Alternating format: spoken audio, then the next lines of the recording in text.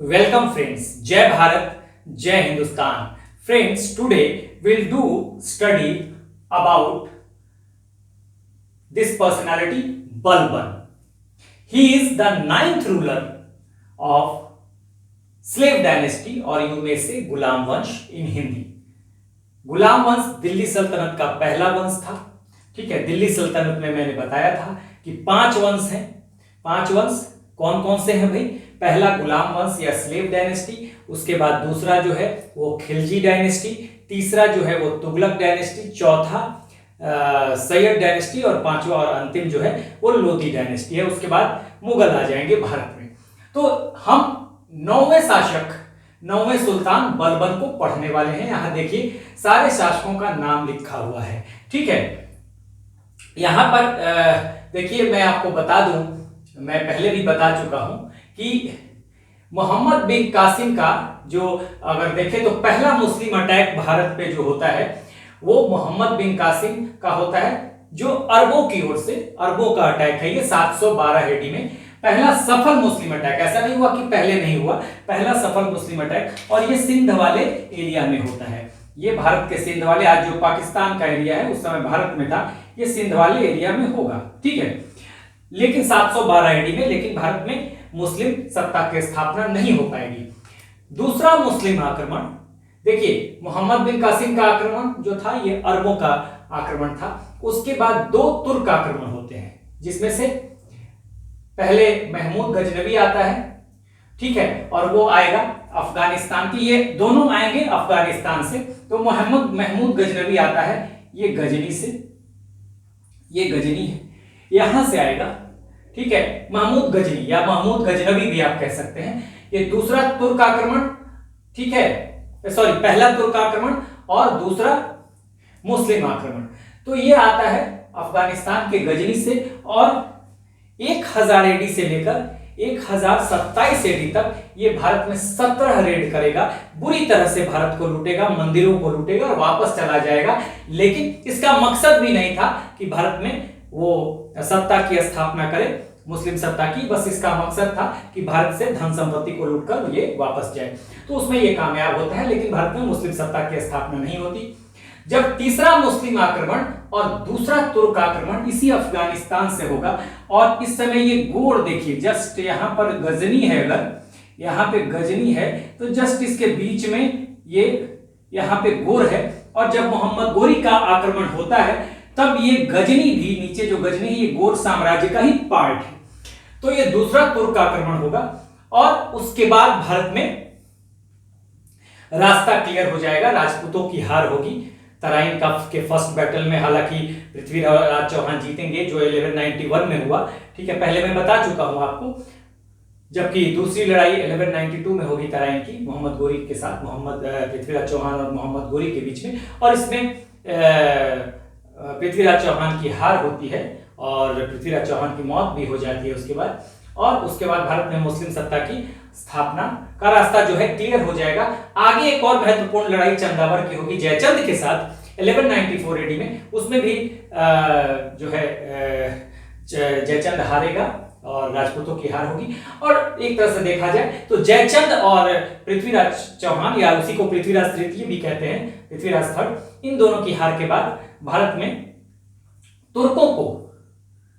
तुर्कों से फाइट करने वाला कोई ऐसी शक्तिशाली शक्ति नहीं है. और उसके बाद भारत में मोहम्मद गोरी के बाद गुलाम वंश के रूप में आप देखेंगे कि दिल्ली सल्तनत का पहला वंश जो है स्टैब्लिश हो जाता है. और यह फाउंड किया जाता है मोहम्मद गोरी के एक बहुत ही प्यारे स्लेव, जो कि भारतीय एक्सपीडिशन में, भारतीय अभियानों में बहुत ही अहम भूमिका निभाता है. कुतुबुद्दीन ऐबक यही गुलाम वंश की स्थापना करता है. कब करता है ये 1206 में गुलाम वंश की स्थापना कर देगा. मोहम्मद गोरी की ये गुलाम वंश 1206 एडी में इसकी स्थापना हो जाएगी कुतुबुद्दीन ऐबक के द्वारा.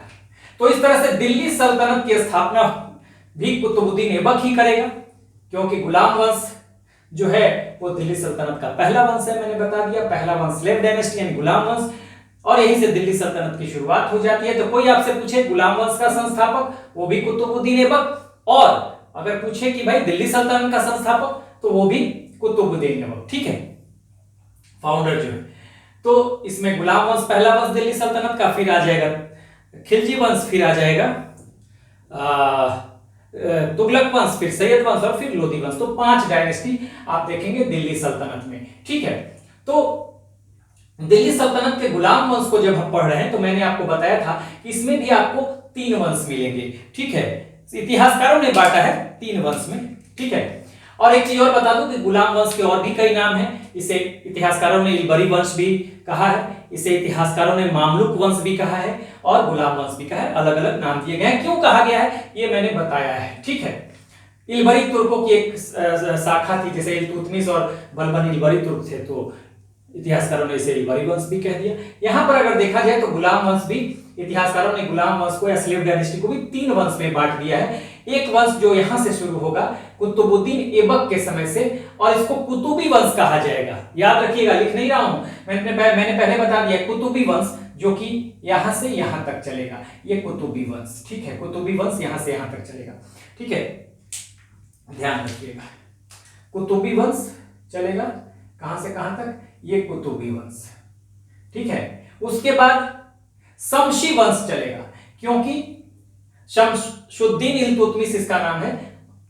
देखिएगा, कुतुबुद्दीन ऐबक के बाद आराम शाह के बाद इल्तुतमिश शासक बनता है, तो यहां से इल्तुतमिश शमशी वंश की शुरुआत करेगा। और ये शमशी वंश चलेगा कहां तक, देखिएगा, ये नसरुद्दीन मोहम्मद तक। शमशी वंश यहां से यहां तक कुतुबी वंश, ठीक है।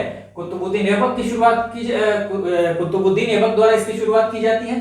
फिर इल्तुतमिश से शुरू हो जाएगा शमशी वंश, और फिर यहां से बलबन से शुरू हो जाएगा बलबनी वंश। तो एक तरह से देखिए तो ये बलबनी वंश गुलाम वंश में किस वंश से संबंध रखता है, बलबनी वंश से। बलबनी वंश का फाउंडर कौन है, तो बलबन है। वैसे भी नाम से आपको क्लियर है, इतना बताने की जरूरत नहीं है। तो ये गुलाम वंश आप देख रहे हैं, हमने सबको पढ़ा है। यहाँ कुतुबुद्दीन ऐबक को पढ़ लिया है, आराम शाह, इल्तुतमिश, ठीक है, रुकनुद्दीन फिरोज, रजिया तक हमने पढ़ लिया है, ठीक है। बहराम शाह और मसूद शाह को पढ़ने की हमें जरूरत नहीं है, इतने बड़े पर्सनालिटी नहीं है। नसरुद्दीन महमूद जो है, हाँ, इसके बारे में हम यहीं पे जान लेंगे। इसको दरवेश किंग कहा जाता था, अभी मैं बता दूंगा, हाँ। और हम 9वें शासक बलबन को देख रहे हैं, ठीक है। यहां पर देखिए कि मैंने एक चीज और बताया था। देखिए, मैं हमेशा एक आपको डिटेल जानकारी देते हुए चलता हूं। बहुत सारे बच्चे कहते हैं नोट्स, भाई इससे अच्छा नोट्स क्या होगा, अगर मैं लिख के ना भी दूं, आप स्क्रीनशॉट ले लिया कीजिए, सब कुछ यहां पर है, ठीक है। अब देखिए, यहां पर मैंने ट्रिक भी बताया था कि कई बार क्रोनोलॉजी में पूछ देता है उल्टे ऑर्डर में या सीधे ऑर्डर में, सवाल बना देगा इससे। तो क्रोनोलॉजी आपको याद रखना जरूरी है। मैंने आपको बता भी दिया था, लिख के भी बताया था। तो मैंने बताया था कैसे आप याद करेंगे। अब आज इस बार फिर राजस्थान बिहार में नसीरुद्दीन बाल कटाएगा, क्यों? अब आज इस बार फिर राजस्थान बिहार में नसीरुद्दीन बाल कटाएगा, क्यों? देखिए, अब से ऐबक, अब आज आराम शाह, इस बार यानी इल्तुतमिश, फिर अब आज इस बार, फिर से फिरोज, आगे जोड़ दीजिए रुकनुद्दीन फिरोज। अब आज इस बार फिर राजस्थान से रजिया, ठीक है, बिहार से बहराम शाह, में से मसूद शाह, नसरुद्दीन से ऑलरेडी आपको पता है नसरुद्दीन महमूद, हाँ, बाल से बलबन, कटाएगा से कैकुबाद, और क्यों से क्यूमर, ठीक है। पहला शासक गुलाम वंश का कुतुबुद्दीन ऐबक, अंतिम शासक क्यूमर। बलबन जो है ये 9वां शासक है। तो ध्यान रखिएगा, अब आज इस बार फिर राजस्थान बिहार में नसरुद्दीन बाल कटाएगा, क्यों? आपको बिल्कुल याद हो जाएगा, जैसे जैसे मैंने बोला है आप लिख लीजिए, और पिछले वीडियो में मैं लिखवा भी चुका हूं। अब आज इस बार फिर राजस्थान बिहार में नसरुद्दीन बाल कटाएगा, क्यों? अब आज इस बार फिर राजस्थान बिहार में नसीरुद्दीन बाल कटाएगा, क्यों? ट्रिक से आपको पता चल गया। अब हम देखिए बलबन के बारे में जानकारी हासिल करते हैं। ये तो पता चल गया ये किस वंश का है, बलबनी वंश का। इसके पहले कौन सा, गुलाम वंश में कौन सा वंश चला, शमशी वंश। शमशी वंश किसने शुरू किया था, इल्तुतमिश। उसके पहले कुतुबी वंश किसने शुरू किया, कुतुबुद्दीन ऐबक ने, ठीक है। अब देखिए बलबन का जो शासनकाल है वो 1265 से 1287 एडी तक का है। ठीक है, लेकिन यहां देखिए है तो एक्चुअल शासक ये 1265 से 1287 एडी तक, लेकिन देखिए इसके पहले कौन शासक है, बलबन के पहले नसरुद्दीन महमूद। जब नसरुद्दीन महमूद शासक बनता है तो सारा ये पावर दे देता है बलबन को ही, क्योंकि इसको दरवेश किंग कहा जाता था। ये बहुत ज्यादा रिलीजियस माइंडेड था, ठीक है, धार्मिक व्यक्ति था, कुरान की आयतें लिखता रहता था, कहते हैं टोपी सिल के अपना खर्च चलाता था। हाँ, जो राजकोष था उससे पैसा नहीं लेता था, ये कहा जाता है। ठीक है, तो सारा ये एक तरह से देखा जाए तो राजकाज में इसका मन नहीं लगता था, तो सारा शासन बलबन ही देखता था। ठीक है, अभी हम और भी जानकारी लेंगे। तो एक तरह से देखा जाए तो बलबन वैसे तो नसरुद्दीन महमूद के बाद 1265 में शासक बनता है और 1287 तक, कहीं कहीं 86 भी दिया हुआ है, 86 भी दिया हुआ है, तो उससे आप कंफ्यूज मत होइएगा। तो ये एक्चुअल शासक 1265 से 1287 एडी तक है, लेकिन इसके पहले भी देखिए इनडायरेक्ट रूल ये कर रहा है नसरुद्दीन महमूद के डेपुटी के रूप में, नायबे मामलिकात ये बनेगा, डेपुटी ऑफ नसरुद्दीन महमूद। ठीक है, इसके सारा पावर नसरुद्दीन महमूद ने दे दिया है। तो आप देखिए, ये याद रखिएगा, तो 1246 में नसरुद्दीन महमूद ये शासक बनता है, इसको दरवेश किंग कहा जाता है, मैंने बता दिया। ठीक है, 1246 में और 1265 तक ये शासन करता है कौन, नसरुद्दीन महमूद। लेकिन ये नाम मात्र का शासक है, सिर्फ नाम मात्र का शासक है, शासन एक्चुअली चला रहा है इनडायरेक्टली बलबन। तो 20 साल यहां शासन कर रहा है नसरुद्दीन महमूद जब शासक है तब, और फिर नसरुद्दीन महमूद के बाद देखिए मैंने लिख दिया है ये डेप्यूटी ऑफ नसरुद्दीन महमूद, और एक्चुअल रूलर ये बन जाता है 1265 से 1287 एडी तक। तो इस तरह से ये करीब करीब 40 साल ये शासन करता है। तो दिल्ली सल्तनत में सबसे ज्यादा अगर देखा जाए तो शासन भी अगर देखा जाए डायरेक्ट इनडायरेक्ट मिला के तो बलबन ही कर रहा है। ठीक है, तो ये आप समझ लीजिए। अब देखिए, ये आप याद रखिएगा। अब देखिए यहां पर हमने बेसिक इंफॉर्मेशन, इसके कुछ टाइटल, संरक्षण, इसके प्रॉब्लम्स क्या क्या थे, राजत्व का सिद्धांत, सब कुछ लिखा हुआ है। देखिए पूरा आपका नोट्स है ये, ठीक है, समझ लीजिए। अब देखिए यहां जो बेसिक इंफॉर्मेशन मैंने दिया हुआ है, साथ साथ यहां शासकों के इल्तुतमिश के समय से इसका करियर शुरू होगा। ठीक है, तो इसलिए यहां से देखिए मैंने जो भी यहां लिखा हुआ है, मत समझिएगा कि ये इल्तुतमिश के बारे में है, ये सारा चीज बलबन के बारे में बेसिक इंफॉर्मेशन, सबके समय क्या होता है बलबन के साथ वो यहां पे मैंने लिखा हुआ है। तो आप ध्यान दीजिएगा, इसको देखते रहिए बस। अब देखिए यहां पर बचपन का नाम इसका बहाउद्दीन है। ठीक है, ये इलबरी तुर्क है, जैसे इल्तुतमिश भी इलबरी तुर्क था। इसीलिए कई इतिहासकारों ने, चूंकि इसमें तुर्कों की एक शाखा थी, जाति थी, शाखा थी इलबरी, वहां से ये लोग इल्तुतमिश हो या फिर बलबन हो ये बिलोंग करते थे, तो इसलिए कुछ इतिहासकारों ने इसे इलबरी वंश भी कहा है। क्योंकि इसमें गुलाम बहुत सारे थे, कुतुबुद्दीन ऐबक बुरी का गुलाम है, इल्तुतमिश ऐबक का गुलाम है, और बलबन जो है इल्तुतमिश का गुलाम है, इसलिए लोगों ने गुलाम वंश भी कहा। ये भी है कि इसमें जो गुलाम थे जैसे ऐबक है, इल्तुतमिश है, लोग बाद में स्वतंत्र कर दिए गए थे। तो स्वतंत्र माता पिता से जो उत्पन्न जो शासक हैं, हाँ, जो गुलामी से जो जिनको दासता से मुक्ति मिल गई, और उनके जो संतान हैं, ठीक है, उनको मामलुक कहा जाता है, तो उनकी संतानों का भी शासन चला। तो इसलिए बहुत सारे इतिहासकारों ने इसे मामलुक वंश भी कहा, ये मैंने बता भी दिया आपको। ठीक है, क्यों इलबरी कहते थे, क्यों मामलुक और क्यों गुलाम। ठीक है, अब देखिए इलबरी तुर्क है, पूछ दिया जाए कौन सा तुर्क था भाई, तो इलबरी तुर्क था, ध्यान दीजिएगा। फाउंडर है बलबनी वंश का, अभी मैंने बताया बलबन ने बलबनी वंश की शुरुआत की थी, कुतुबुद्दीन ऐबक ने कुतुबी, और इल्तुतमिश ने शमसी वंश की शुरुआत की थी। नसरुद्दीन महमूद तक शमसी वंश चलेगा। ठीक है, अब देखिए अगर शुरुआती दौर की बात करें तो बलबन के जन्म के बारे में कुछ ज्यादा पता नहीं है, इतना है कि ये इल्तुतमिश का स्लेव है। देखिए इल्तुतमिश का स्लेव कौन है, बलबन है, ध्यान दीजिएगा, गुलाम है। अब देखिएगा यहां से, अगर यहां पर देखिए तो यहां पर हमने जानकारी दे दी, बचपन का नाम बहाउद्दीन, इलबरी तुर्क, फाउंडर है बलबनी वंश का।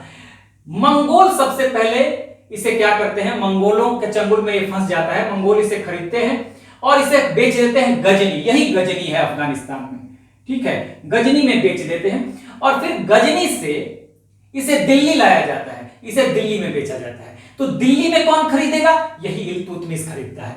और कब खरीदता है, इल्तुतमिश का एक अभियान है ग्वालियर का अभियान, जो कि 1132 में इल्तुतमिश जो है ग्वालियर का अभियान करता है। उसी समय इल्तुतमिश ने महाकाल के मंदिर को भी तोड़ा था उज्जैन में। और इसी समय इसने इल्तुतमिश ने ग्वालियर अभियान के बाद 2-3 काम किया था, ध्यान रखिएगा, नोट कर लीजिएगा इसको। पहला तो इल्तुतमिश ने ये भी इसको खरीदा, किसे, बलबन को खरीदा। ग्वालियर अभियान के बाद रजिया को उसने उत्तराधिकारी घोषित कर दिया था, सक्सेसर घोषित कर दिया था और कॉइन्स पे रजिया का नाम आने लगा था, सिक्कों पे रजिया का नाम आने लगा था, ये बात समझिएगा, ठीक है। तो ये सब इसने ग्वालियर अभियान के बाद किया था। अब देखिए इल्तुतमिश ने कहां खरीदा, दिल्ली में। मंगोलों ने इसे बेचा पहले गजनी में और गजनी से इसे दिल्ली लाया गया और बेच दिया गया। तो दिल्ली में किसने खरीदा, इल्तुतमिश ने बलबन को खरीदा और इल्तुतमिश का स्लेव बन जाता है बलबन, ठीक है, गुलाम बन जाता है। अब इसमें एक बड़ी मजेदार कहानी है, मैं आपको बता दूं, आपको इंटरेस्ट आएगा कि जब दिल्ली में गुलामों का एक बाजार लगा हुआ था और इल्तुतमिश जाता है बलबन को खरीदने के लिए, समझिएगा इसको, बेसिकली इल्तुतमिश बहुत हैंडसम था, ये बहुत ही कुरूप और ठिगना था। तो जब ये जाता है खरीदने के लिए तो बलबन को देखा और जब ये गुजर रहा है, स्लेव लगे हुए हैं वहां, स्लेव खड़े हैं, तो देखा और गुजर गया, क्योंकि कुरूप था ये। तो बलबन ने हाथ जोड़कर कहा कि हुजूर आप किसके लिए खरीद रहे हैं गुलामों को? तो इसने कहा कि भाई अपने खुद के लिए। उसने कहा कि मेहरबानी करके हमको खरीद लीजिए, ठीक है। पहले तो इल्तुतमिश गुजर चुका था, उसको अच्छा नहीं लगा बलबन देखने उठने में, क्योंकि आप जानते हैं कि तुर्कों में यह परंपरा थी कि गुलाम खरीद के उनको तैयार किया जाता था प्रशासन के लिए, उनको आर्मी में शामिल किया जाएगा, ये नहीं कि उनके साथ अमानवीय व्यवहार किया जाएगा, ठीक है ना। तो पूछा भाई कि किसके लिए खरीद रहे हैं, इल्तुतमिश ने कहा अपने लिए। तो इसने कहा, बलबन ने, कि भगवान के लिए मुझे खरीद लीजिए, ठीक है। तो इल्तुतमिश को दया आ जाती है और वो बलबन को खरीद लेता है। तो पूरा लबो-लुआब ये है कहने का कि जिस व्यक्ति को यानी इस बलबन को कोई गुलाम बनाने के लिए तैयार नहीं था, उसने दिल्ली की सत्ता पर 40 साल शासन किया, 20 साल नसरुद्दीन महमूद का और 20 साल खुद अपना, जो मैंने यहां लिख दिया है, as a deputy of Nasruddin Mahmood, यहां से यहां तक 20 साल और एक्चुअल रूलर के रूप में 1265 से 1287 AD तक ये 20 साल, 40 साल हो गया, ठीक है। तो ये आप ध्यान रखिएगा, यहां तक हो गया। अब बलबन को ये खरीदता है इल्तुतमिश और बाद में कॉर्प्स ऑफ 40 में शामिल कर लेता है। कॉर्प्स ऑफ 40 का तुर्काने चहलगानी, या आप कहिए चालीसा, आप इसे द 40 भी कह सकते हैं, ठीक है, चहलगानी भी केवल कह सकते हैं। ये क्या था, इल्तुतमिश ने शुरू किया था। जब इल्तुतमिश शासक बना था उस समय इसने चालीसा शुरू किया, तुर्काने चहलगानी, गुलामे चहलगानी। इसने अपने विश्वसनीय शासन चलाने के लिए इसने अपने विश्वसनीय, किसने, इल्तुतमिश ने अपने विश्वसनीय 40 गुलामों को अपने साथ रखा, उनका एक ग्रुप बना दिया जो कि शासन प्रशासन में इल्तुतमिश की मदद करते थे, ठीक है। इसी को कॉर्प्स ऑफ 40 कहा गया या तुर्काने चहलगानी कहा गया, गुलामे चहलगानी कहा गया। तुर्कों का, तुर्किश स्लेव थे ये 40 जो गुलाम थे ना, ये तो एकदम प्योर तुर्किश स्लेव थे और इन्हीं के द्वारा इल्तुतमिश शासन चलाता था, इनके हेल्प से, ठीक है। बाद में ये बहुत पावरफुल हो गए हैं। तो यही बलबन जो है ये 40 को, चालीसा को यानी कॉर्प्स ऑफ 40 को खत्म कर देगा, इसका दमन कर देगा, खत्म कर देगा, अभी मैं बताऊंगा। तो ये हो गई बात। अब बलबन के समय कॉर्प्स ऑफ 40 यानी कॉर्प्स ऑफ 40 में शामिल करने का मतलब है ये बहुत ताकतवर लोग हो गए। कॉर्प्स ऑफ 40 में यानी कि चालीसा में जो लोग शामिल हैं, ये पूरा इनका इंटरफेरेंस रहता था शासन प्रशासन में, ठीक है। आगे चलकर इल्तुतमिश के समय तो ये जो है मतलब इल्तुतमिश के अंडर में ही ये इस ग्रुप ने काम किया, लेकिन इल्तुतमिश के बाद ये ग्रुप जो है बहुत ज्यादा डोमिनेंट हो गई थी और जो शासक हैं वो एक पपेट हो गए थे इस चालीसा के हाथ की कठपुतली हो गए थे, ठीक है। अब देखिए यहां पर यहां तक हमने जान लिया बलबन के बारे में। अब देखिए रजिया के समय क्या होता है। रुकनुद्दीन फिरोज शासक बनता है, बहुत ही कमजोर शासक है, बहुत कम दिनों के लिए बना, हमने जाना है इसके बारे में भी। रजिया, रजिया के समय इसे लॉर्ड ऑफ हंट या अमीर शिकार प्रमोट किया जाता है। यहां मैंने ऊपर की तरफ दिया है एरो, प्रमोट किया जाता है, लॉर्ड ऑफ हंट बनता है रजिया के समय, जिसको कहते हैं अमीर शिकार। ठीक है, ये बड़ा पद होता था, तो रजिया के समय इसको बनाया जाता है। बाद में क्या होता है आप समझिएगा, पहले मैं बता दूं उसके बाद फिर इसको बताता हूं। रजिया के समय लॉर्ड ऑफ हंट बनता है, अमीर शिकार। बैराम शाह के समय दो बातें होती है, मास्टर ऑफ स्टेबल्स, अमीर आखूर बनता है, यानी मास्टर ऑफ स्टेबल्स का मतलब अस्तबल का हेड बनाया जाता है, अश्वशाला का प्रधान, जहां घोड़े रहते हैं। तो ये आप समझ जाइए। तो यहां से सवाल बन सकता है कि किसने, ये देखिए मोस्ट इंपॉर्टेंट यहां मैं लिख रहा हूं, किसने शामिल किया था ग्रुप ऑफ 40 में? तो इल्तुतमिश ने। किसका गुलाम था? इल्तुतमिश का। ठीक है, यहां से सवाल आएगा। रजिया के समय किस पद पे था? अमीर शिकार के। बहराम शाह जो उसके बाद रजिया के बाद आता है किस पद पे है? अमीर अखुद, जिसे मास्टर ऑफ स्टेबल्स कहते हैं, अस्तबल का हेड कहा जाता था या अश्वशाला का प्रधान। तो ये भी ध्यान रखिएगा। और उसके बाद यही नहीं, बहराम शाह के समय इसको हांसी और रेवाड़ी भी मिलता है। उस समय ये पंजाब का हिस्सा था। ठीक है, रेवाड़ी ये सब तो आज ये हरियाणा का हिस्सा, उस समय पंजाब का हिस्सा था। ठीक है, इस पंजाब में, ठीक है, तो पंजाब का हिस्सा हुआ करता था। ये भारतीय पंजाब जो है, ये यहाँ पे पंजाब होगा भारत का। तो आप देखेंगे कि यहाँ पे इधर भारत का पंजाब, इधर पाकिस्तानी पंजाब, तो ये मिल जाता है। तो बहराम के शाह के समय ये बात होती है। उसके बाद मसूद शाह के समय अमीर हाजिब बनता है। अमीर हाजिब क्या है समझ लीजिए, कि जो भी बादशाह से मिलने उलने के लिए आता है उसकी जांच का अधिकारी है, उसको जांच परखे जांचेगा, देखेगा कि भाई जो भी जा रहा है सिक्योरिटी पर्पस से सही है कि नहीं, तो वो जांच करने वाला ऑफिसर होता था अमीर हाजिब। तो ये मसूद शाह के समय बनता है।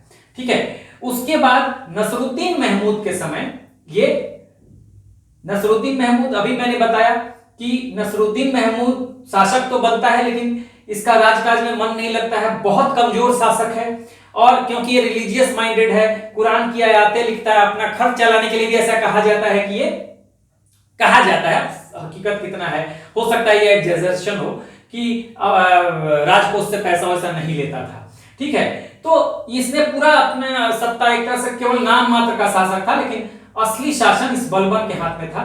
तो ये नायबे मालिमात बनता है। नायबे मालिमात मतलब डेपुटी, किंग का डेपुटी, नायबे, एज यहां पर लिख दिया, as a deputy of Nasruddin Mahmud. तो नायबे मामलिकात, नायबे मामलिकात, ध्यान रखिएगा।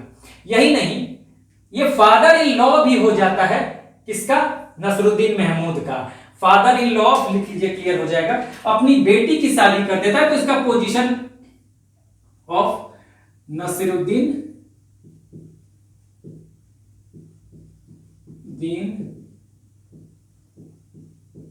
महमूद, आप लिख लीजिएगा इसको। तो नसरुद्दीन महमूद का फादर, यानी कि अपनी बेटी की भी शादी कर देता है। देखिए इसका पोजीशन स्ट्रॉन्ग होता चला जाएगा। ठीक है, इसी ने, नसरुद्दीन महमूद ने इसे उपाधि दी उलुग खान की। किसने दी उपाधि? उपाधि इसको मिलता है उलुग खान का, ध्यान रखिएगा। और ये किसने दिया? नसरुद्दीन महमूद ने ही दिया था। और ऐसा कहा जाता है कि बलबन द्वारा नसरुद्दीन महमूद की बाद में हत्या कर दी जाती है। कहा जाता है कि पॉइजन दे दिया था, जहर दे दिया था नसरुद्दीन महमूद को, और खुद सत्ता पर आ जाता है। और इसकी सत्ता चलेगी 1265 से 1287 ईडी तक। तो जैसे कि इब्न बतूता की एक किताब है, इब्न बतूता जो है ये मोहम्मद बिन तुगलक के साथ भारत आया था। आगे जब आप तुगलक डायनेस्टी आप देखेंगे, गुलाम वंश के बाद खिलजी डायनेस्टी, फिर तुगलक डायनेस्टी, तो वहां पे आप मोहम्मद बिन तुगलक को पढ़ेंगे। तो उसी के समय, उसी के साथ कहा जाता है कि इब्न बतूता भारत आया था। और उक्त इब्न बतूता की एक किताब है, किताबे रहला, उसमें कहा है उसने कि बलबन ने ही नसरुद्दीन महमूद की हत्या की थी। ठीक है, तो ये बात आप समझ गए। अब एक बात और है, देखिए बहुत एम्बिशियस था ये, और एम्बिशियस था, इसने क्या किया, देखिए यहां तो 40 में शामिल हो ही गया। रजिया के समय क्या क्या बना, किसके समय, ये भी मैंने बता दिया। और यही नहीं, जब भी देखा कि जो कमजोर है उसको हटाने में भी उसने अपना एफर्ट लगाया। जब रजिया कमजोर पड़ी तो रजिया के खिलाफ जितने लोग थे उनके साथ शामिल हो गया, रजिया को डिपोज कर दिया, हटा दिया, हटाने में सहयोग दिया सत्ता से हटाने में। इसी तरह से फिर बहराम शाह आता है, बहराम शाह को भी सत्ता से इसने हटाया, ठीक है, इसका एफर्ट रहा हटाने में। फिर इसी तरह से मसूद शाह को उसने बनाया भी और फिर हटाया भी, और फिर मसूद शाह के हटाने के बाद फिर उसने नसरुद्दीन महमूद को भी खुद प्रमोट किया है, फिर इसका डेपुटी भी बन गया है, इससे अपनी बेटी की शादी भी कर दी है। और जब लगा है, ऐसा कहा जाता है कि इसका राजकाज में मन नहीं लग रहा, तो नसरुद्दीन महमूद को भी इसने रास्ते से हटा दिया और खुद शासक बन गया। तो देखिएगा कि बलबन जो है ये शासकों को हटाते रहा, जो भी शासक बने, रूलर रहे, उनको हटाते रहा। तो इस तरह से यहां एक बात साबित हो रही है कि आगे, क्योंकि देखिए इसमें हटाता कौन था, बेसिकली कॉप्स ऑफ 40 जो थे यही काम करते थे, ठीक है, कॉप्स ऑफ 40 या कॉप्स ऑफ 40 में बलबन भी है, तो यही क्या करता था, ये इल्तुतमिश के बाद डोमिनेंट हो गया था, बहुत ज्यादा सक्रिय था और सारा पावर इस चालीसा या कॉप्स ऑफ 40 के पास ही था। तो ये क्या करते थे, ये जिसको मन होता था शासक बना देते थे, जब मन होता था जिसको बना दिया और जब मन हुआ हटा दिया। तो उसी के तहत ये सब प्रक्रिया चली, ठीक है। बलबन ने इसको हटाया, हाँ, इसको बनाया, सहयोग दिया मतलब, फिर इसको हटाया, इसको बनने में, शासक बनने में सहयोग दिया, फिर इसको हटाया, इसको शासक बनने में, नसरुद्दीन महमूद को शासक बनने में अपना सहयोग दिया, और फिर इसको रास्ते से हटा दिया और फिर खुद शासक बन बैठा, ठीक है। तो ये बात देखिए, हम 3 वीडियो में देखेंगे, 2 या 3 वीडियो में पूरा बलबन को, क्योंकि बहुत डिटेल में हमें पढ़ना है, ठीक है। मैं वैसे तो पढ़ा नहीं सकता, मैं डिटेल में ही पढ़ाता हूं, ठीक है। अब देखिए इसके कुछ टाइटल्स, बलबन जब शासक, देखिए इसका एक तो गियासुद्दीन, ध्यान दीजिएगा, ये शासक बन, जब ऐसे तो नाम इसका बचपन का बहाउद्दीन, याद रखिएगा, मैंने लिख दिया, हाँ। और जब शासक बनेगा तो अपना टाइटल जोड़ लेगा और गयासुद्दीन बलबन के नाम से ये शासक बनेगा 1265 में। दूसरा टाइटल उलूग खान, किसने दिया था, यही नसरुद्दीन महमूद ने, ध्यान दीजिएगा। उसके बाद जिल्ले इलाही, हाँ, शैडो ऑफ गॉड, हाँ, ईश्वर की छाया, हाँ, नियाबते खुदाई, रिप्रेजेंटेटिव ऑफ गॉड, ठीक है, ईश्वर का प्रतिनिधि। इसी में देखिए इन दोनों में ही बलबन के राजत्व का सिद्धांत, थ्योरी ऑफ किंगशिप भी शामिल है। हाँ, ये कहता था कि पैगंबर के बाद सुल्तान का स्थान होता है, ध्यान दीजिएगा, पैगंबर के बाद सुल्तान का स्थान होता है। दूसरी ये बात क्या कहता था, इससे क्यों ये उपाधि ली थी, क्योंकि कहता था कि धरती पर, हाँ, जो सुल्तान है, जो वो धरती पर ईश्वर का की छाया है, ईश्वर की परछाई है, और नियाबते खुदाई, खुदा का रिप्रेजेंटेटिव है, भगवान का, ईश्वर का रिप्रेजेंटेटिव है, इसलिए वो जो कहता है समझ लो कि खुदा की तरफ से, भगवान की तरफ से, ईश्वर की तरफ से वो कहा जा रहा है, ठीक है। तो सुल्तान जो है, यही उसके राजत्व का सिद्धांत है कि वो कहता है कि भाई ईश्वर का प्रतिनिधि है, ठीक है, इसलिए जो वो कह रहा है वही सही है, क्योंकि ऐसा ईश्वर कह रहे हैं, या जो कर रहा है वही सही है, क्योंकि ऐसा ईश्वर कह रहे हैं कि भाई ये करो, ठीक है।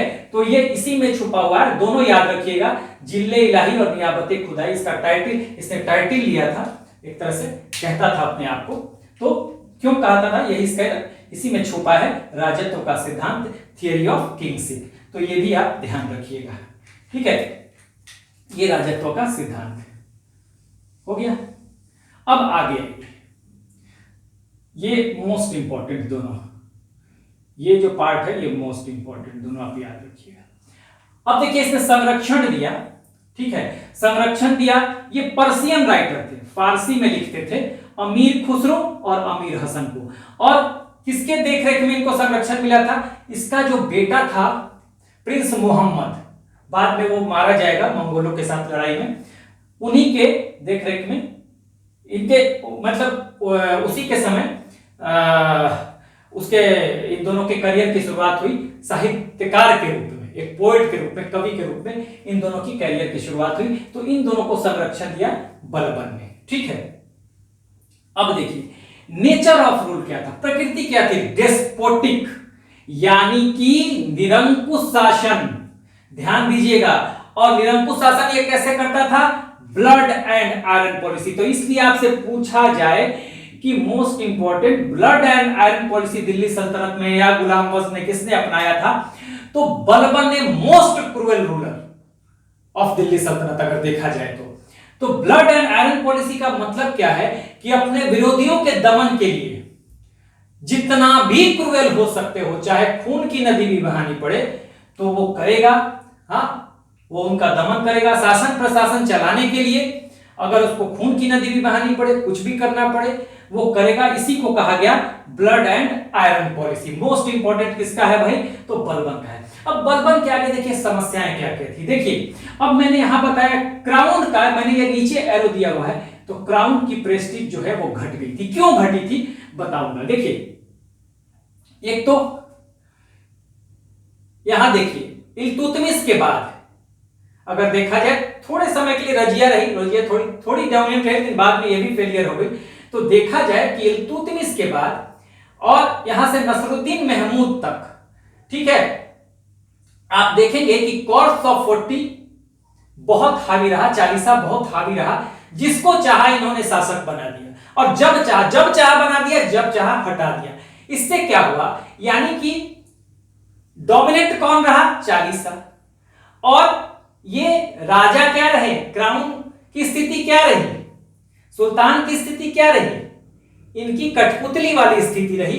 इसलिए आप देखेंगे कि क्राउन जो है इसका प्रेस्टीज घट गया, ऑब्वियसली घट गया। और ये एक समस्या थी कि इसके प्रेस्टीज को बढ़ाना था बलबन को, तो ये एक समस्या थी। उसके अलावा चालीसा यही कॉर्प्स ऑफ 40 देखिए बहुत ज्यादा एक्टिव हो गई है, ठीक है, जब चाह रही है जिसे हटा दिया। देखिए बलबन खुद इसका सदस्य है, लेकिन बलबन ये समझ रहा है कि अगर ये इसके समय भी इतना ही एक्टिव रहती है तो बलबन भी तो कठपुतली बन के रह जाएगा, ठीक है। तो इसीलिए बाद में क्या करेगा? चालीसा को खत्म करेगा, अभी मैं बताऊंगा, ठीक है। तो चालीसा भी इसके लिए समस्या थी, क्योंकि इसी से इसको खत्म करेगा तभी क्राउन की प्रेस्टीज बढ़ेगी, ठीक है। आर्मी की बात थी। आर्मी में मैं अभी बताऊंगा कि आर्मी के साथ क्या हुआ था कि वहां कुतुबुद्दीन ऐबक के समय से ही और इल्तुतमिश के समय भी आप देखेंगे कि सैलरी के बदले इनको लैंड दे दिया जाता था। तो इस स्थिति में यह हुआ था कि लैंड तो दे दिया गया, लेकिन इन्होंने अपना जन्मजात अधिकार समझ लिया था। बहुत सारे सैनिक बूढ़े हो गए, हाँ, वो काम भी नहीं कर रहे हैं लेकिन लैंड रखे हुए हैं। बहुत सारे सैनिक नहीं है, उनकी विधवाओं के पास लैंड है, लेकिन वो जो है कोई सर्विस प्रोवाइड नहीं कर रहे हैं, मिलिट्री सर्विस प्रोवाइड नहीं कर रहे हैं। तो ये करेगा क्या भी मैं बता दूंगा कि वैसे लोगों को, बूढ़े लोगों को, बुजुर्ग लोगों को, विडोज को पेंशन देना शुरू कर देगा कैश में, सैनिकों को भी पेंशन देगा, जो कामचोर लोग होंगे उनको हटा देगा, ये सब करेगा। मेवाती एक बड़ी समस्या थे, दिल्ली के आसपास बड़ी लूटमार करते थे, तो इनको खत्म करेगा। रिवोल्ट्स था, खासकर इसमें यहाँ तो अवध में रिवोल्ट हुआ, प्लस बंगाल में तुगरिल खान का रिवोल्ट था, ये भी हम देखेंगे। अब मंगोल नॉर्थ वेस्ट में एक बहुत बड़े प्रॉब्लम थे, नॉर्थ वेस्ट में, ठीक है।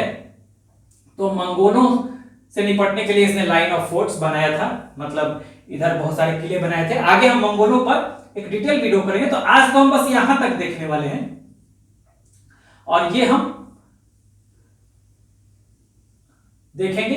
अभी मैंने बता दिया कि मेवाती जो हैं ये दिल्ली के आसपास बड़ी लूटमार करते थे, लोग डर के घरों में घुसे रहते थे, दरवाजे शाम को नहीं खुलते थे, ठीक है। इन्होंने बड़ी आतंक मचा रखा था, जंग, फिर छापा मार लड़ाई करते थे।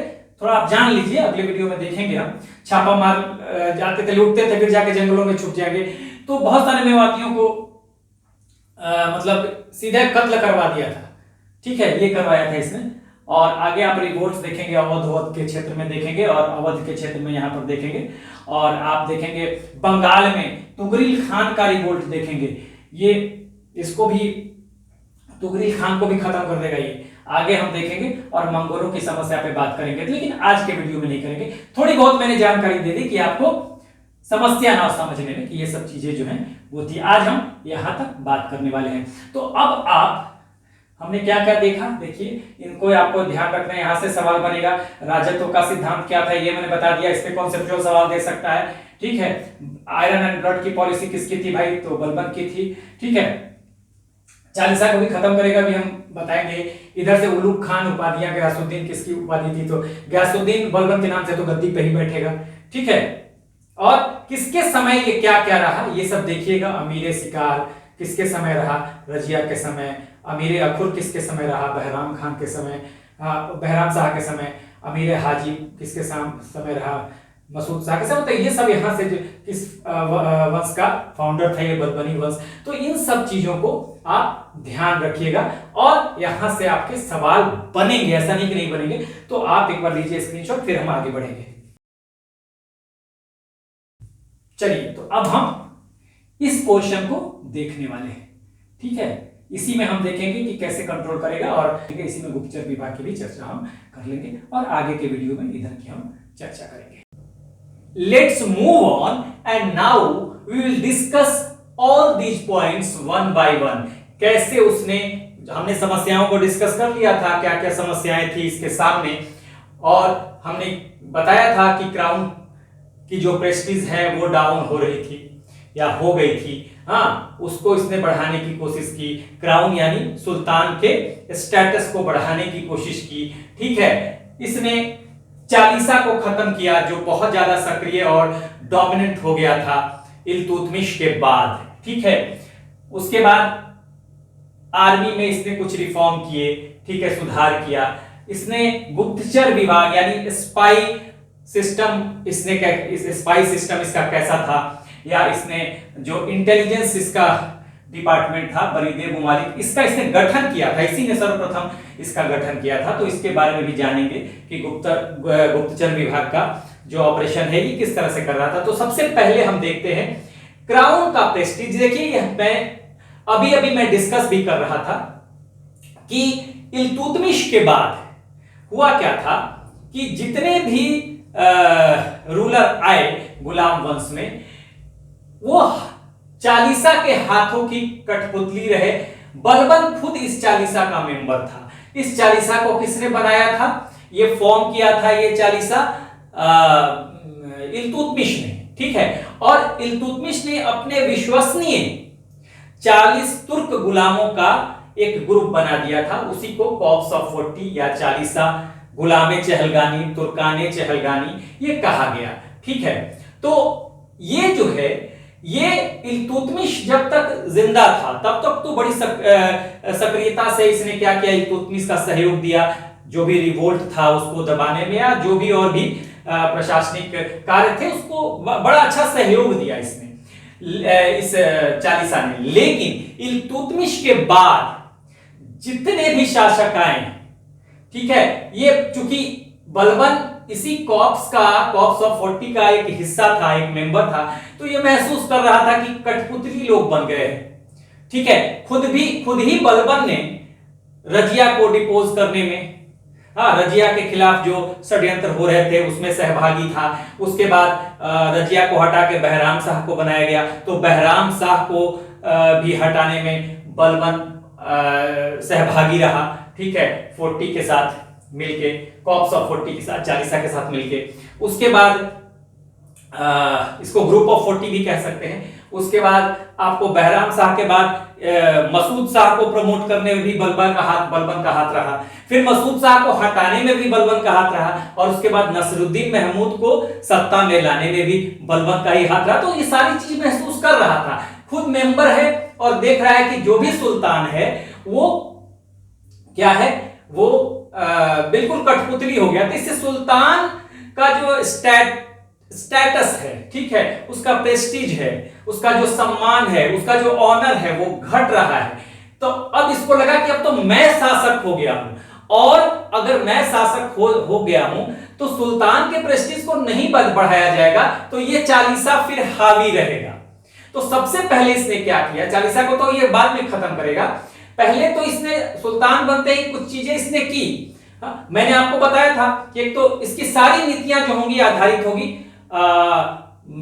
इसकी ब्लड एंड आयरन पॉलिसी जो है, या आयरन एंड ब्लड पॉलिसी कहिए, जो भी कहिए, लॉ और रक्त की नीति या रक्त और लौह की नीति। तो उसमें क्या था कि भाई अपने विरोधियों का दमन किसी भी तरह से करो, चाहे कुछ भी करना पड़े, कितना भी बड़ा पनिशमेंट देना पड़े, खून की नदियां बहानी पड़े, तब भी उनका दमन करो। तो सबसे बड़ी बात इसने क्या की, इसको ये लगा कि जब तक कोर्टियर्स हैं, ऑफिशियल्स हैं या जो प्रजा है उसके मन में फियर, डर नहीं रहेगा, उसके मन में डर पैदा नहीं किया जाएगा, तब तक सुल्तान का प्रेस्टीज, सम्मान नहीं बढ़ सकता। तो इसने क्या किया, कोर्ट में डर पैदा किया, आतंक पैदा किया। किस तरह का, पहले तो कहा कि भाई ग्रेविटी मेंटेन करनी है। देखिए ग्रेविटी यानी गंभीरता रखनी है कोर्ट में ऑफिशियल्स को। हाँ, हंसना तो दूर, मुस्कुराना भी नहीं है, मैंने कट किया है, देखिए मुस्कुराना भी नहीं है, गंभीरता रखनी है, ग्रेविटी रखनी है, ठीक है, मुस्कुराना तक नहीं है। ड्रेस कोड इसने लागू कर दिया कि उससे जरा भी डेविएशन हुआ तो कठिन, वो बहुत ही कड़ी सजा थी इसके लिए। ड्रिंकिंग, शराब पीना, वाइन, इन सब पे इसने रोक लगा दिया था।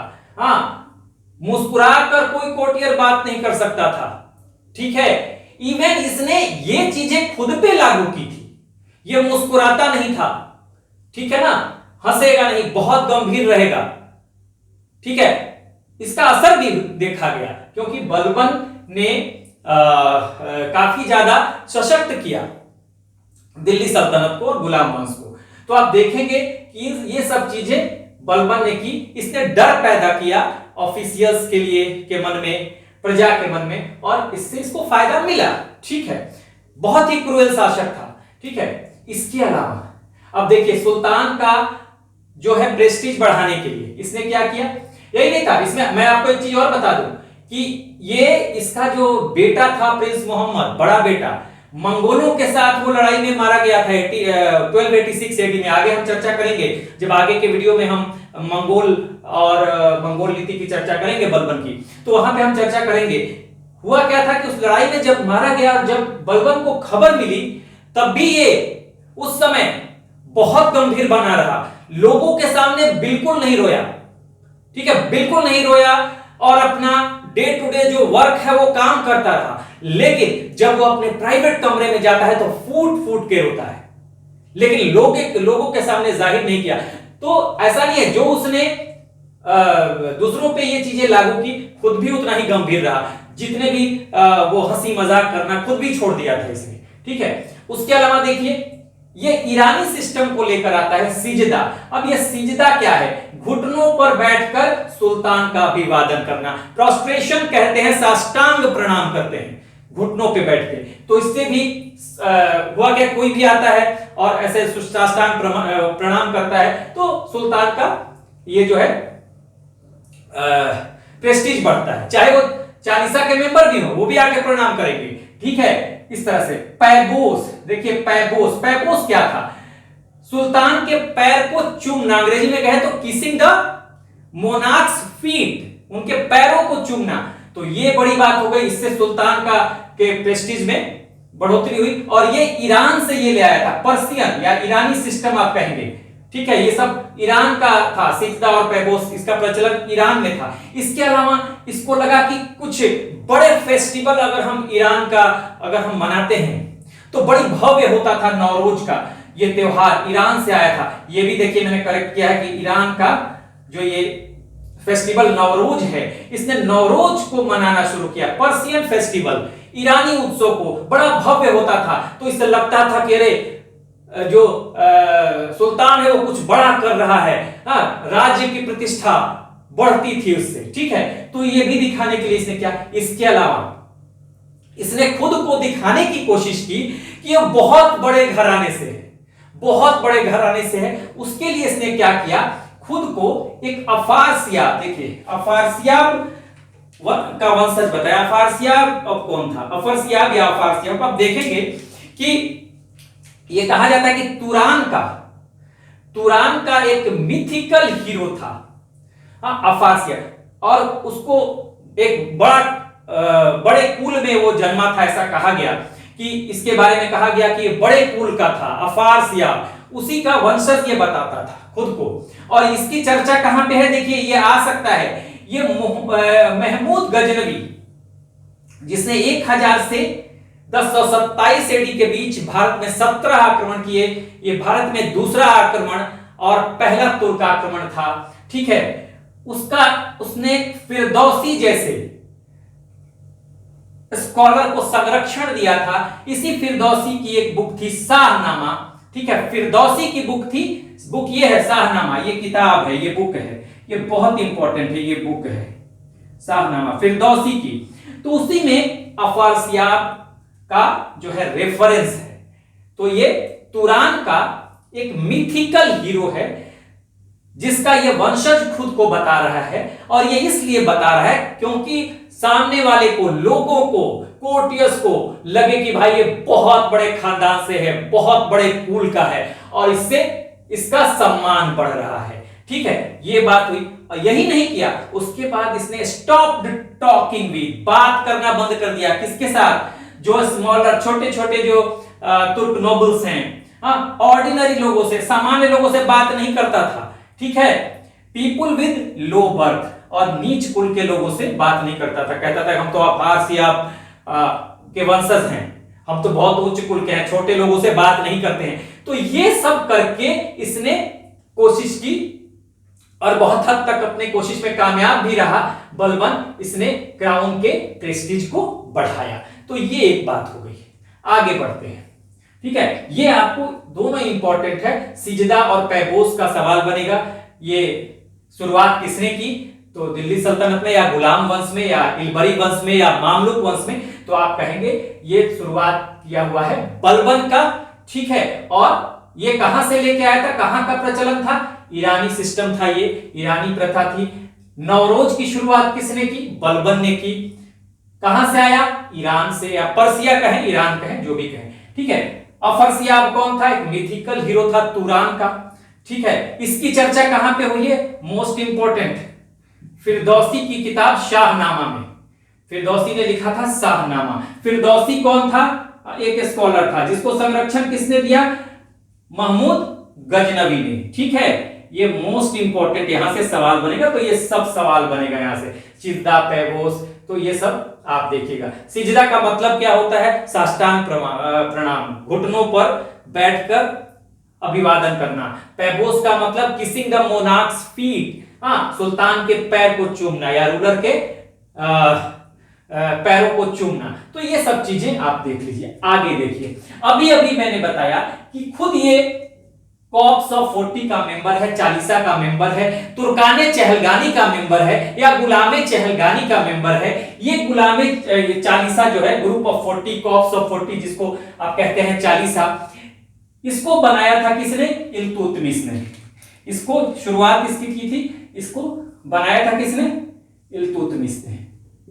लिख लीजिएगा, इल्तुतमिश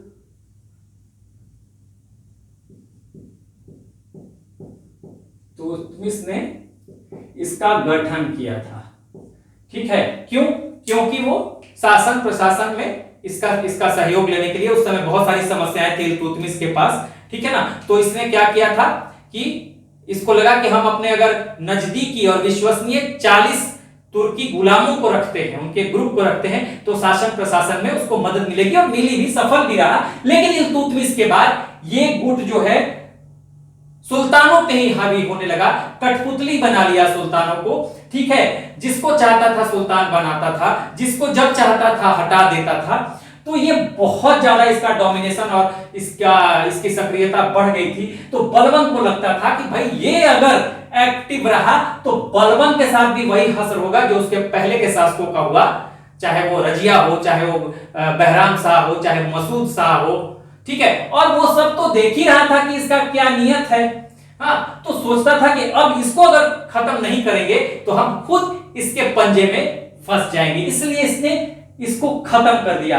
तो सवाल ये आएगा कि कॉप्स ऑफ 40 का गठन किसने किया? तो इल्तुतमिश ने। खत्म किसने किया, डिस्ट्रक्शन किसने किया?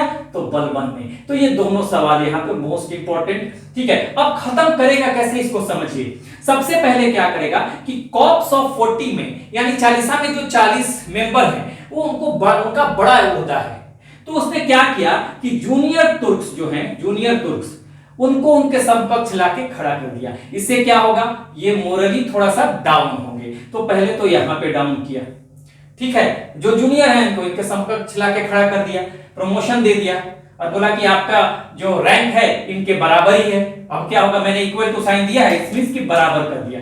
उसके बाद इसने जो बड़े बड़े इसके जो मेंबर थे, जो कि जिनको बहुत ही ताकतवर माना गया, उनको भी जरूरत पड़ने पर या किसी बहाने से भी कड़ी से कड़ी सजा दी, और सार्वजनिक रूप से दी। और सार्वजनिक रूप से देने का मतलब कि पब्लिक में दिया, और उनको पब्लिक में जब किसी बड़े ऑफिसर को सजा दे दी गई, उसको डिमोरलाइज करने की कोशिश की गई, तो वो तो खुद ही बखुद वैसे ही मोरली डाउन हो जाएगा वो, ठीक है ना, कमजोर हो जाएगा। तो देखिए गवर्नर तक के लोगों को, अब जैसा मलिक बकबक की कहानी आप पढ़ेंगे, ये बदायूं का गवर्नर होता है, बदायूं का, इसको सार्वजनिक कोड़े लगवाए गए, ठीक है, इसको सार्वजनिक रूप से पब्लिकली इसको कोड़े मरवाए गए, ठीक है। अब देखिए ये क्या होगा, मोरली ये डाउन हो जाएगा, बिल्कुल। इसी तरह से हैबत खान अवध का, किसी ना किसी बहाना से, भाई इस तुम्हारी वजह से ये हो गया, तुम्हारी वजह से एक किलिंग हो गई, किलिंग तो इसके लिए आम बात थी, लेकिन अगर इन लोगों ने कर दिया कुछ, हाँ, तो सजा, ठीक है। इसने किसी को मार दिया, सजा, इसने किसी को मार दिया, या कुछ थोड़ा सा भी कुछ इधर उधर हो गया, तो क्या हुआ, सजा दी। 500 कोड़े इसको भी लगाए गए, हैबात खान को। ये अवध का गवर्नर है, सूबेदार है या इक्तेदार आप कह सकते हैं। बताइए गवर्नर रैंक के लोगों को ये पब्लिकली कोड़े मरवा रहा है, क्या होगा, ये कहीं मुंह दिखाने लायक नहीं रहेंगे, ठीक है, ये बिल्कुल कमजोर पड़ जाएंगे, अंदर से टूट जाएंगे ये, ठीक है, इनकी हिम्मत जवाब दे जाएगी, कॉन्फिडेंस खत्म हो जाएगा। आपके साथ भी देख लीजिए, अगर आपको कोई डांट देता है पब्लिक में, थोड़ा सा लगता है कि कॉन्फिडेंस हिल गया आपका, सबके साथ होता है, ठीक है। उसके बाद आमिर खान, ये भी आमिर खान कह रहे हैं, ये भी अवध का गवर्नर है। देखिए गवर्नर लिख दिया, ये भी अवध का गवर्नर है। इसको इसने भेजा था बंगाल में, आगे हम पढ़ेंगे बंगाल का रिवोल्ट तुगरिल खान का। तुगरिल खान बंगाल का गवर्नर है, जिसको की अपॉइंट किया है किसने, बलबन ने। ये जब तुगरिल खान के खिलाफ ये जब रिवोल्ट करता है तुगरिल खान, तो इसके खिलाफ सेना लेके भेजता है अमीन खान को, ठीक है। अवध का ये भी गवर्नर है, लेकिन अमीन खान हार जाएगा और लौटेगा, तो देखिए हार की वजह से लड़ाई में हार जीत तो होती रहती है। क्या किया, अयोध्या के गेट पे, एंट्री पे, फाटक पे उसको सबके सामने हैंग करवा दिया, मार दिया उसको। तो देखिए ये डर पैदा कर दिया लोगों में भी, बड़े बड़े जो ये जो चालीसा के जो मेंबर हैं, इनमें भी डर पैदा होता गया। ये तो कहा गया कि अमीन खान और हैबत खान के बारे में तो कहा गया कि ये इसके साथ ये जो घटना होती है, हैबत खान तो जो घर में घुसा है, मुंह छुपा के बैठा है, वो अपने मरने तक फिर ये बाहर नहीं आ पाया, उस ट्रॉमा से बाहर नहीं, जो इसको धक्का लगा उस ट्रॉमा से ये बाहर नहीं आ पाया, और मरते दम तक ये घर में कैद रहा, ये कहा जाता है। तो देखिए इसने मोरली डाउन किया। इसी तरह शेर खान भी एक महत्वपूर्ण मेंबर है 40 का, खुद तो 40 का मेंबर था ही, तो अब क्या किया, शेर खान इसका कजिन भी है, भाई भी है। ये भटिंडा का, समाना का, सुनाई पंजाब का प्रांत है, ठीक है, भटिंडा, समाना, सुनाम का ये गवर्नर है, और इसका कजिन भी था, इसको इसने पॉइजन देके मार दिया। तो इस तरह देखिए कि बड़े बड़े जो ये हैं चालीसा के सदस्य हैं, उनको ये मोरली डिग्रेड करेगा, पब्लिक में बेइज्जत करेगा, इनके कॉन्फिडेंस को कम कर देगा, इन सब मुंह छुपाएंगे। तो क्या होगा, धीरे धीरे ये इनका प्रभाव कम हो जाएगा और धीरे धीरे चालीसा का अंत हो जाएगा। तो बहुत तरीके से पहले तो जूनियर तुर्क्स ऑफिसर्स को इसने क्या किया, इनके प्रमोशन करके बोल दिया भाई आपका रैंक इनके बराबर है, जो 40 के मेंबर है। किसी गवर्नर जो 40 के मेंबर जो इनका जो रैंक है गवर्नर्स का, और 40 के मेंबर भी हैं, तो इनसे आपका रैंक कम नहीं है। तो अभी जूनियर भी तो आके सामने, जो बहुत जूनियर है, आके सामने खड़ा हो गया भाई हम भी तो हैं, तुम कौन हो। तो इनको इस तरह से इसने खत्म किया चालीसा को। तो ये एक बड़ी बात, आप ये अगर लिखने के लिए आ जाए, देखिए चालीसा को खत्म किया ऑब्जेक्टिव में, किसने शुरू किया चालीसा का, इल्तुतमिश ने। गठन किसने किया, कॉन्स्टिट्यूट किसने किया, इल्तुतमिश ने। खत्म किसने किया, तो बलबन ने, ठीक है, ये बात।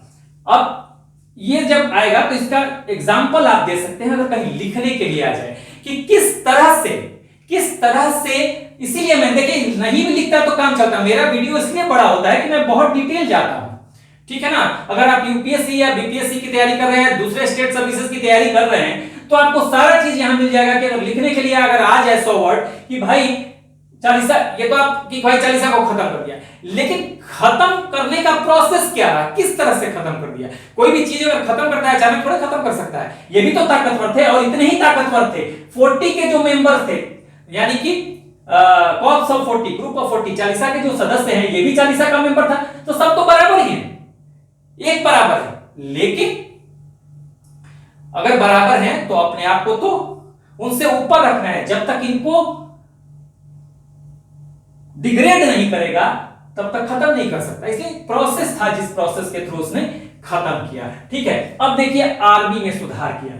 सबसे बड़ी बात समझिएगा, उस समय आर्मी में क्या होता था, कुतुबुद्दीन ऐबक से लेकर आप आगे तक देखेंगे इल्तुतमिश तक, आगे इल्तुतमिश तक भी आप देखेंगे कि सैलरी के बदले सैनिकों को मिलिट्री सर्विस के बदले लैंड दे दिया जाता था। ठीक है, लेकिन हुआ क्या कि धीरे धीरे ये लैंड पे जो उसके सक्सेसर हैं, जो सैनिकों के सक्सेसर हैं, उनके बच्चे हैं, ठीक है, उनका नेक्स्ट जनरेशन है, तो उनके पास भी ये चला, मतलब ये लैंड उनके पास भी चला जाता था, मतलब उनके सक्सेसर को चला जाता था।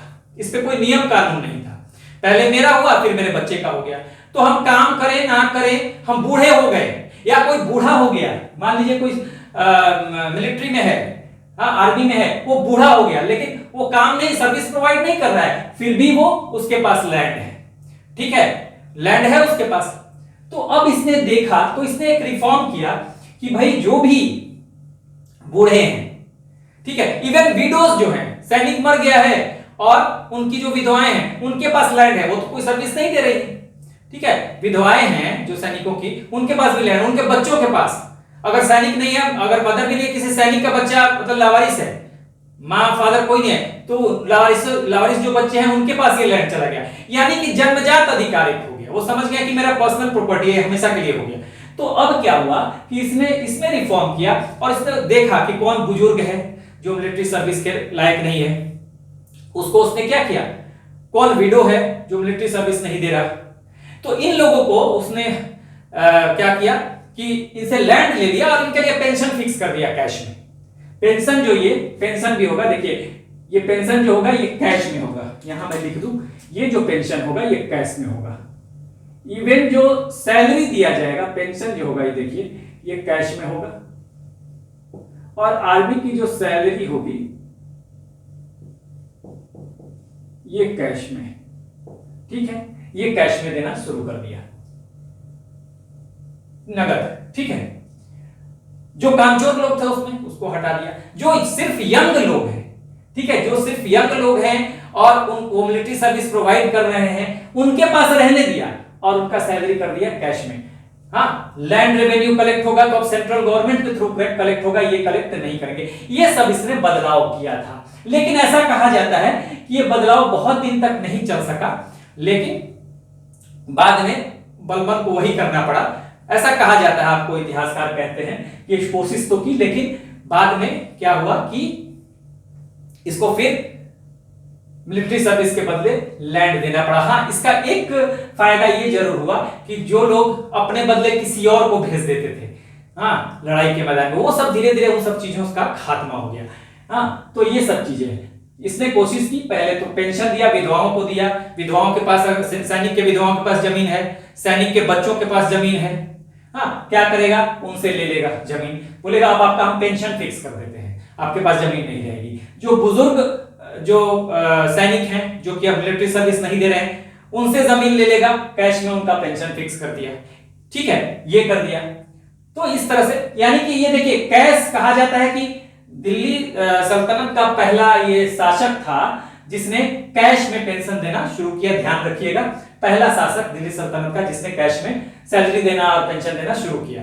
ठीक है, विडोज के पास जमीन है, उसे जमीन ले लिया, कैश में पेंशन फिक्स कर दिया। जो कामचोर लोग हैं, हाँ, उनको हटा दिया, ये काम किया। उसके बाद एक इसने नया विभाग, नया जो डिपार्टमेंट है, हाँ, दीवाने आरिज नाम के एक विभाग का गठन कर दिया। ठीक है, और इसका इंचार्ज बनाया इमादुल मुल्क को। कहीं कहीं क्या होता है, कंफ्यूज मत होइएगा, कहीं कहीं कहता है कि भाई ये जो आर्मी मिनिस्टर है उसको भी दीवाने आरिज दे देता है। तो अगर आपके पास अगर डिपार्टमेंट पूछता है, 4 ऑप्शन है, डिपार्टमेंट कौन सा गठन किया, दीवाने आरिज उसमें है, तब भी कहिएगा। और मिनिस्ट्री भी पूछता है कि डिफेंस मिनिस्टर को क्या कहते हैं, और अगर उसमें दीवाने आरिज अगर है आपका ऑप्शन, तो आपका ऑप्शन वही हो जाएगा। ठीक है, तो ये समझिएगा, दीवाने आरिज एक नया न्यू डिपार्टमेंट ऑफ डिफेंस और यू में से ऑफ आर्मी, ठीक है, इसका इंचार्ज इमादुल मुल्क को बनाया। ठीक है, ये आप ध्यान रखिएगा, ये किसको बनाया था, इमादुल मुल्क को। नया विभाग कौन सा बनाया, तो दीवाने आरिज, ये सवाल बनेगा, दीवाने आरिज या नया विभाग आर्मी में उसका गठन किसने किया था, तो बलबन ने। दीवाने आरिज का गठन किसने, यही नया विभाग, इस नया विभाग का नाम क्या है, दीवाने आरिज। हाँ, इसका गठन किसने किया, तो बलबन ने। ठीक है, तो यहां से सवाल बन सकता है। उसके बाद देखिए बरीदे मुमालिक, ये कहते हैं ये गुप्तचर विभाग है, यानी कि डिपार्टमेंट ऑफ इंटेलिजेंस डिपार्टमेंट आप कह सकते हैं। ठीक है, इसने अपने स्पाई सिस्टम को भी बड़ा स्ट्रांग बनाया था। तो गुप्तचर विभाग का गठन करने वाला भी सबसे पहले दिल्ली सल्तनत में गुप्तचर विभाग का अगर आ जाए कि गठन किसने किया, तो गुप्तचर विभाग का गठन या इंटेलिजेंस डिपार्टमेंट का गठन, who constituted first the department of intelligence या इंटेलिजेंस डिपार्टमेंट, तो आप कहेंगे कि बलबन ने। बलबन ने ही शुरुआत की थी, यहां लिख ही दिया कि मैंने गठन किया, इसके पहले किसी ने गठन नहीं किया था। ठीक है, बरीदे मुमालिक यानी कि ये डिपार्टमेंट है, और ये जो बरीद जिनको कहा जाता है यही स्पाई है। ठीक है, ये स्पाई है बरीद, इनके द्वारा भी, यही बरीदों को कहा जाता है स्पाई, स्पाई यही जासूस है।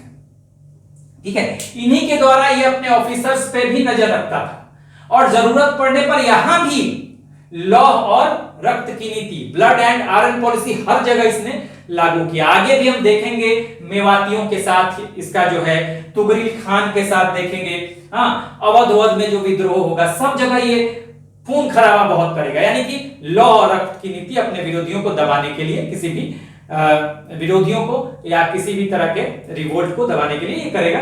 तो वहां देखेंगे आप कि खून खराबे से इसको परहेज नहीं है, इसी को ब्लड एंड आयरन पॉलिसी कहा गया। तो पूछा जाए आपसे कि ब्लड एंड आयरन पॉलिसी किसका था, तो बलबन का। यहां जो गुप्तचर विभाग में इसने ये हर क्या करता था, हर डिपार्टमेंट में एक स्पाई रख देगा। ठीक है, हर प्रोविंस में, हर डिस्ट्रिक्ट में स्पाई रख देगा। इनको उसने रिपोर्टर्स और न्यूज राइटर्स भी कहा, और इनको हर इंफॉर्मेशन देना है डायरेक्ट। ये गवर्नर से, ये जो हैं, ये स्पाई जो हैं, independent of the governor, governor उस क्षेत्र में, जिस क्षेत्र में इनका अपॉइंटमेंट होता है, गवर्नर भी इसको कुछ नहीं कर सकता है। डायरेक्ट ये स्पाई डायरेक्ट जो है सुल्तान को देंगे, रिपोर्ट करेंगे, सुल्तान को ये रिपोर्ट करेंगे। तो इनको इसने रिपोर्टर भी कहा, न्यूज राइटर भी कहा, स्पाई को, सुल्तान को। अगर कोई रिपोर्टर सही रिपोर्ट नहीं दे पाया और बलबन को पता चल गया, तो इन लोगों को भी मृत्यु दंड दे दी जाती थी, मृत्यु दंड तक की कठिन दूसरी सजा भी दी जाती थी, लेकिन इनके लिए भी मृत्यु दंड का प्रोविजन था। तो किसी के लिए, किसी को नहीं छोड़ता था ये। तो यहां हमने सब कुछ देख लिया। तो बरीद किसको कहते थे आ जाए, तो बरीद आपको दिल्ली सल्तनत में बरीद जो है वो स्पाई को कहते थे, जासूसों को कहते थे। ठीक है, गुप्तचर विभाग इंग्लिश में कहेंगे इंटेलिजेंस डिपार्टमेंट।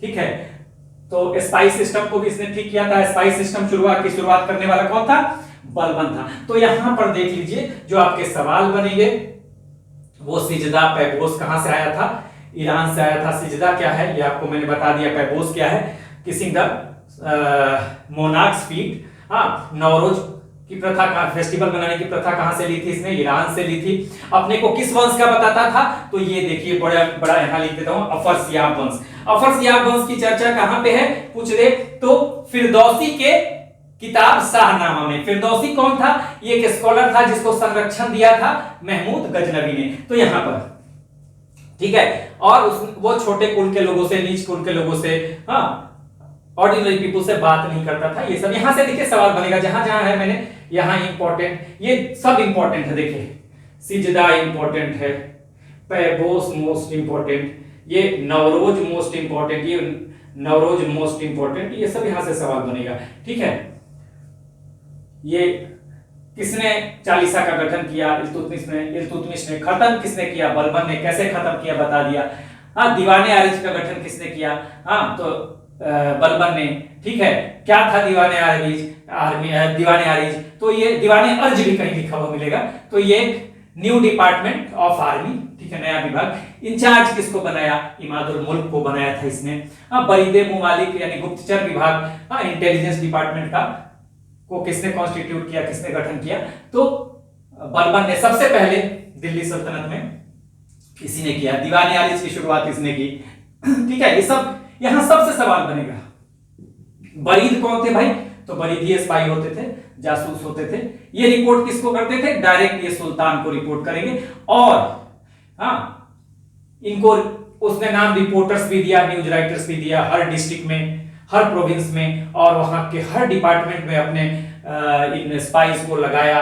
ठीक है, और डायरेक्ट ये सुल्तान को रिपोर्ट कर रहे हैं। इनसे भी वो नजर रखता है अपने सारे ऑफिशियल्स पे। ठीक है, जरूरत पड़ने पर सजा देता है। कोई अगर गुप्तचर है या स्पाई है, अगर कोई खबर उससे छूट जाती है, कोई खबर सुल्तान तक बहुत इंपॉर्टेंट है, नहीं पहुंचती, जिसकी वजह से लगता है कि हाँ भाई बहुत बड़ा नुकसान हो सकता है, सुल्तान को कुछ घाटा होता है राज्य, उसको उसके लिए मृत्यु दंड तक की सजा थी। यानी कि बरीदों के लिए भी, बरीद किसको कहते थे? स्पाई को, हाँ, जासूसों को, गुप्तचरों को, बरीदों को भी मृत्यु दंड तक की सजा दी जाती थी। तो इस तरह से हमने देखा कि बलबन ने किस तरह से लॉ और रक्त की नीति अपनाई अपने विरोधियों का दमन करने के लिए। किस तरह से उसने चालीसा को खत्म किया, क्राउन का प्रेस्टीज किस तरह से बढ़ाया, कुछ जो उसके साथ समस्याएं थी ये सब, उसका समाधान उसने कैसे किया। हाँ, और आगे भी अभी हम देखेंगे, जारी रहेगा। आगे भी जो आप मेवातियों के खिलाफ मैंने बताया था कि दिल्ली के आसपास मेवाती लूट लिया करते थे, हाँ, उनका भी जबरदस्त संहार किया इसने। ठीक है, वहां भी आप देखेंगे blood and iron policy. Awadh में जो विद्रोह होगा वहां भी देखेंगे। हाँ, तुगरिल खान का रिवोल्ट जो होगा वहां भी आप देखेंगे। ठीक है, और इसके अलावा हम मंगोल नीति इसकी क्या थी, ठीक है, वो भी हम आगे के वीडियोस में देखेंगे। तो मेरे ख्याल से 1 या 2 वीडियो और होगा और हमारा बलबन का जो वीडियो है, बलबन का जो टॉपिक है वो खत्म हो जाएगा। बहुत इंपॉर्टेंट टॉपिक दिल्ली सल्तनत में या गुलाम वंश में, दिल्ली सल्तनत का पहला वंश गुलाम वंश। आप एक बार लीजिए screenshot. So this is the end of the video. Do like, share and subscribe. Take care. Keep smiling. Jai Hind.